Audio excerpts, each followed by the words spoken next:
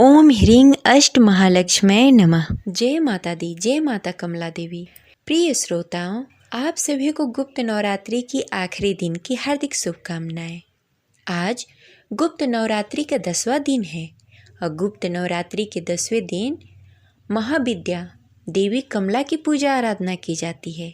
तो चलिए पूरी श्रद्धा और भक्ति के साथ माता रानी के चरणों में नमन करते हुए सुनते हैं देवी कमला की कथा। तो प्रेम से बोलिए जय माता दी, जय माता कमला। प्रिय श्रोताओं, आज के दिन 10वीं महाशक्ति और महाविद्या देवी माँ कमला की पूजा अर्चना की जाती है। पौराणिक मान्यताओं के अनुसार देवी कमला को 10 महाविद्याओं में 10वें स्थान पर रखा गया है। देवी का स्वरूप कमल या पद के समान है। देवी कमला तांत्रिक लक्ष्मी के नाम से भी जानी जाती हैं। देवी को संपन्नता, सुख, समृद्धि, सौभाग्य और वंश विस्तार देने वाली बताया गया है। देवी की आराधना करने वाले जातक का घर हमेशा धन्य धान्य से भरा रहता है। पौराणिक मान्यताओं के अनुसार देवी कमला का स्वरूप अत्यंत ही दिव्य तथा मनमोहक है, सुंदर है। देवी कमला की उत्पत्ति समुद्र मंथन के समय हुई थी। देवी कमला ने भगवान विष्णु को पति रूप में वर्ण किया था। देवी कमला चतुर्भुजी हैं। देवी कमला के प्रादुर्भाव की कथा समुद्र मंथन से जुड़ी है। समुद्र मंथन के समय देवी भगवती अमृत कलश लेकर निकली। देवी कमला ही अन्नपूर्णा है। देवी कमला की आराधना करने से सौभाग्य और सौंदर्य की प्राप्ति होती है। देवी कमला का मंत्र जाप कमल गट्टे की माला के साथ किया जाता है। गुप्त नवरात्रि में माँ कमला का अभिषेक करने के पश्चात ही संपूर्ण पूजा किया जाता है। पूजा करने से पहले माँ कमला का पूरा श्रृंगार करें और देवी को कुमकुम, हल्दी, अक्षत, सिंदूर आदि अर्पित करें। माँ कमला की पूजा में दान का बहुत अधिक महत्व होता है। इस दिन भक्त अपनी स्वेच्छा से क्षमता के अनुसार दान करते हैं। गुप्त नवरात्रि में दान करने से घर में हमेशा खुशहाली बनी रहती है। इस दिन अनाज और वस्त्रों का दान करना बहुत ही शुभ माना जाता है, लेकिन गुप्त रूप से यह दान करना चाहिए। चलिए सुनते हैं माँ कमला की कथा। कथा शुरू करने से पहले कमेंट बॉक्स में जय माता दी अवश्य लिखें। यह कथा बहुत ही रोचक है, जो भगवान शिव और उनकी प्रथम पत्नी माता सती से जुड़ी हुई है। हालांकि उनकी दूसरी पत्नी माता पार्वती माँ सती की ही पुनर्जन्म मानी जाती है। कमला महाविद्या की कहानी के अनुसार एक बार माता सती के पिता राजा दक्ष ने विशाल यज्ञ का आयोजन कराया। चूँकि राजा दक्ष भगवान शिव से द्वेष भावना रखते थे और अपनी पुत्री सती के द्वारा उनसे विवाह किए जाने के कारण क्षुब्ध थे, इसलिए उन्होंने उन दोनों को यज्ञ में नहीं बुलाया।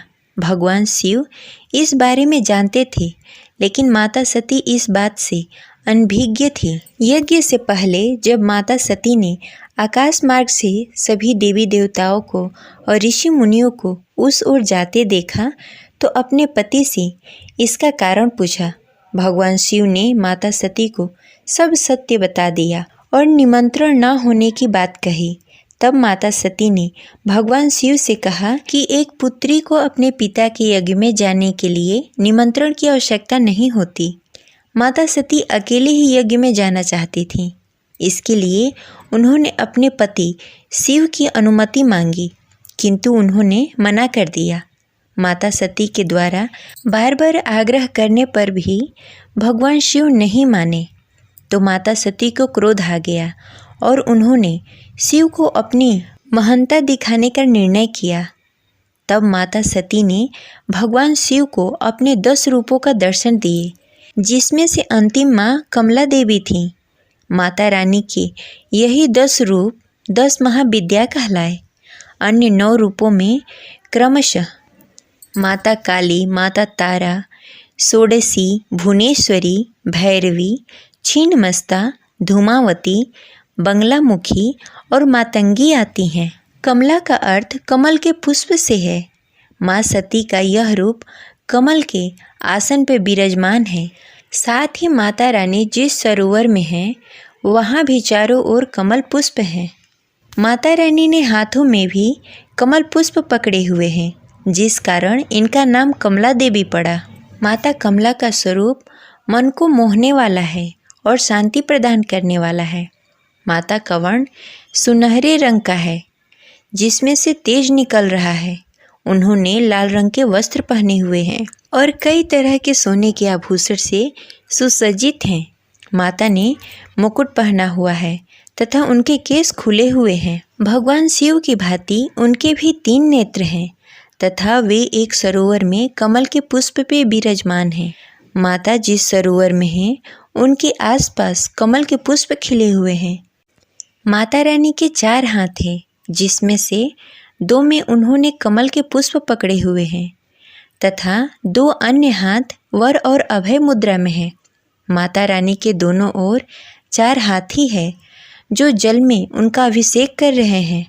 माता रानी का यह स्वरूप अपने भक्तों पर सदैव कृपा करने वाला है और उनकी सभी इच्छाओं की पूर्ति करने वाला माना जाता है। जैसे कि माता लक्ष्मी की साधना करने से जो भक्तों को फल मिलता है, वही लाभ माँ कमला की पूजा करने से मिलता है, क्योंकि देवी कमला को माँ लक्ष्मी का रूप माना जाता है। इसीलिए जो भी भक्तगण माता कमला के रूप की पूजा करते हैं, उनकी और उनके परिवार की आर्थिक स्थिति हमेशा पहले की तुलना में बेहतर होती है। उनके परिवार पर आया आर्थिक संकट दूर हो जाता है।